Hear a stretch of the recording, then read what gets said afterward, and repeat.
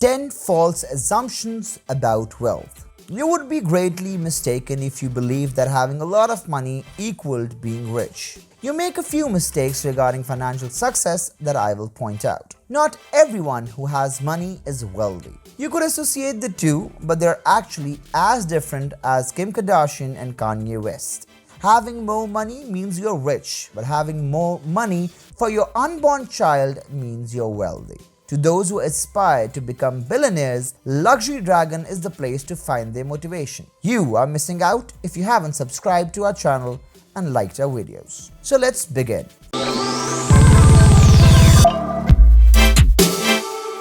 Number 1. Wealth is not just about the money.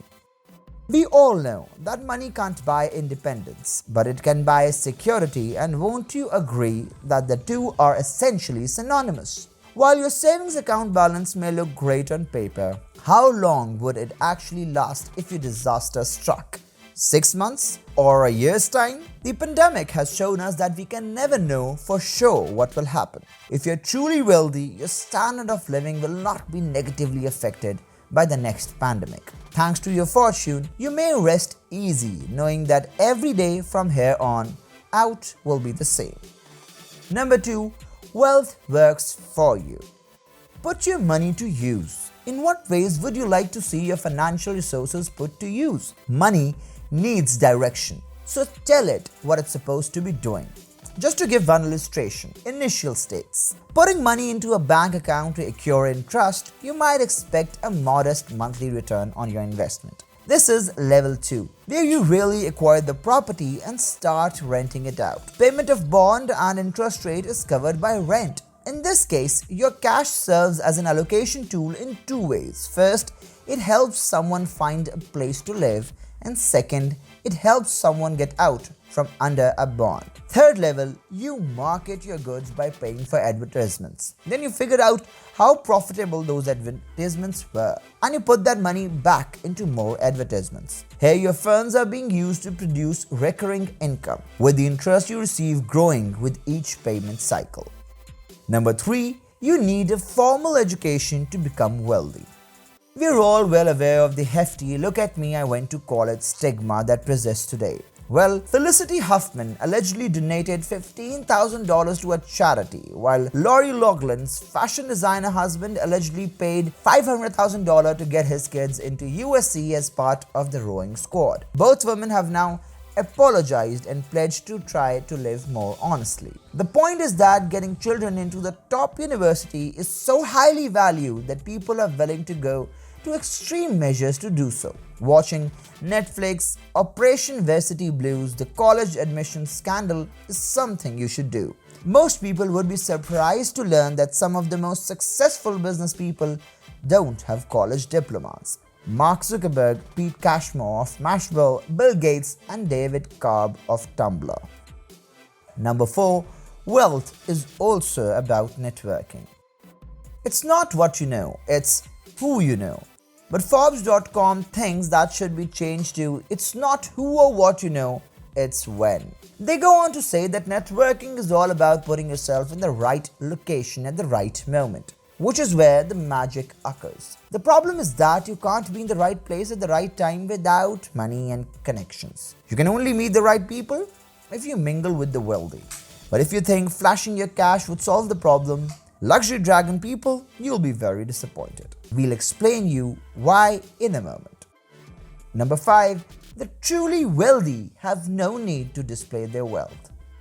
You probably already know that Bill Gates and Mark Zuckerberg both stick to a minimalistic, label-free outfit. The impulse to flaunt one's wealth is a psychological necessity for the wealthy. They want to flaunt their expensive designer threads, sleek automobiles, and spacious residence. Which would you rather be, the rich or the wealthy? As the famous American businessman Robert Kiyosaki once stated, there is a difference between the two. The rich have loads of money, but the wealthy don't care about money. Number 6. Having wealth means relying on others. It takes extra effort and ingenuity to amass a fortune. You need to expand your financial resources without putting artificial boundaries on your success. Use the abilities and knowledge of others, especially in areas where you lack expertise. The wealthy did not achieve their status by chance. Leverage the knowledge and resources of others to build and expand your wealth, whether in terms of money, time, information technology, marketing, contacts, or anything else. The website financialmentor.com cites an expert who says, if you aren't leveraging leverage, then you're working more than you should earn and less than you deserve. And that's not going to make you wealthy. Number 7. Wealth means security. How often do you hear about a lotto winner who blows through their windfall and ends up poorer than they were before? It is possible for wealthy people to amass vast fortunes for a brief time, only to see those fortunes evaporate overnight. The difference between the affluent and the wealthy, according to the finance twins, is that the former prioritizes saving money and the latter prioritizes spending money. Which do you think would make you feel safer? Yes, the financial investment. This is the main distinction, viewers. Getting financial stability is an end goal in and of itself, and the difficulties encountered along the way are justified by the peace of mind it eventually brings. Number 8. Wealth is for everyone.